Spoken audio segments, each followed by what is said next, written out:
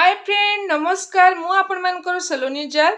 तो आज गोटे वाक्यटी मु पढ़ुली से मते बहुत भल लगिला सेटा शेयर करबा पई आज ये वीडियोटी मु करूछि। जदि आपण मानकु मोर ये वीडियोटी पसंद लागिबो ताहले कमेंट रे निश्चय कहिबे।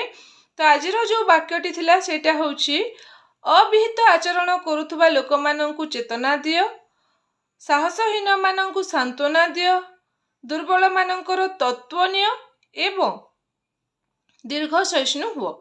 तो ये जो वाक्यटी मुझे कहली ये वाक्यटी एक परामर्श अटे आम मानक पई अर्थात जो माने प्रभु को जानती ईश्वर को जानती एवं ईश्वर को खोजती से ही लोक मानक पई ये परामर्शटी। तो आमे जदि कहबा परामर्शर किसी आवश्यकता नहीं आमे सब किछि जानिछु ताहले सेटा संपूर्ण रूपे भूल। कहीं ना जड़े लोकर उत्तम जीवन परामर्श एवं शिक्षा द्वारा ही गठित होता है। तो तेणुकरी परामर्श आम मान नितांत आवश्यक एवं ईश्वर द्वारा परामर्श बा ईश्वर दास मान द्वारा दिया जाइथिबा परामर्श आम मान निश्चित भावे मानिबा उचित। तो यह थिला आजर वाक्य। तो से वाक्य को आम टिके ध्यान करबा। से वाक्य रे कहा जाइछि अविहित आचरण करुथुबा लोक मानंकु चेतना दियो। जेमिति कि आम आख पाखरे जदि के काहाकू गाली गलौज करुछि अनरेस्पेक्ट करुछि बा मिसबिहेव करुछि आमे से समय चुप रही थाउ आमे देखु थाउ। आमे अनेक समय रे मु देखिछि रास्ता रे जिबा आसीबा समय रे के काहाकू गाली गलौज करुथाय के काहाकू पिटा मरा करुथाय। से समय रे आमे कोन कहिताउ ना आमर कोन जाय आसे से जे जहा होअंतु आमे आमर जीवन देखिबा कथा।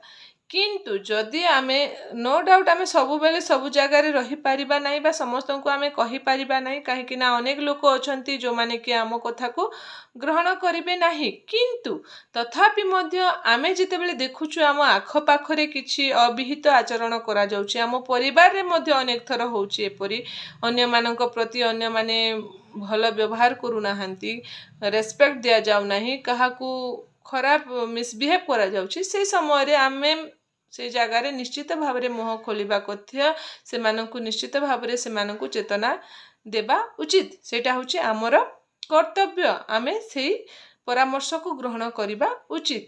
द्वितीय रे कहा जाउछि साहसहीन मानकु सांत्वना दियो। अनेक समय रे आमे देखुछु कौन होची जो माने साहसहीन थांती आमे से मानकु हसी थाउ से मानकु मजाक कर थाउ से डरी जाउछि से साहसहीन तार साहस नाही कहि कि आमे से मानकु हसी थाउ। किंतु यह संपूर्ण भूल अटे। आमे जदि देखुछु बा जानुछु के साहसहीन तेबे ताकू आमे कोन करिबा उचित ना ता सहित आमे छिड़ा रहिबा उचित ताकू आमे सांत्वना देबा उचित से जेपरि साहस न हराए तार सहित आमे तार संघरे रही ताकू आमे सुदृढ़ करबा उचित। आमे ताकू हसीबा उचित नुहे ताकू शांति प्रदान करबा उचित। से कहीं ना से भयभीत होता है से साहस हरा होता है से भयभीत हो जाता है। तो यही समय मानक आमे से मानकु सांत्वना देबा आवश्यकता रहता है। आ तृतीय विषय एठारे कहा जाउछि कि जे दुर्बल मानकर तत्व निय। यह गोटे संपूर्ण भाव में बहुत बड़ विषय जहा कि आमे सब बेले नेग्लेक्ट करथाउ। दुर्बल मानक पई आमे तत्व नेबा उचित। आमे केते तत्व नौछु दुर्बल मानकर अनेक समय रे कोन हिथाय आमे जो माने उत्तम भाव रे अछंती जो माने बड़ बड़ पोस्ट रे पद पदवी रे थांती आमे से माननको ही चर्चा करिथाउ से माननको रही आमे बेसी से माननको विषय रे आमे तत्वावधान नै थाउ।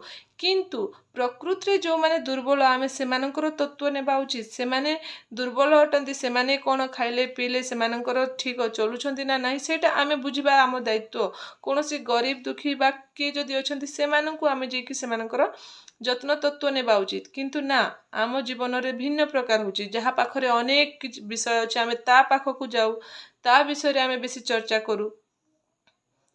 जदि आमे एपरि करछु ताहले आमे कोन परामर्श ग्रहण करूछु ईश्वरंकर वाक्य को मानुछु कि। तो सेटा आमे निजे निज जीवन रे तर्जमा करी देखिबा उचित।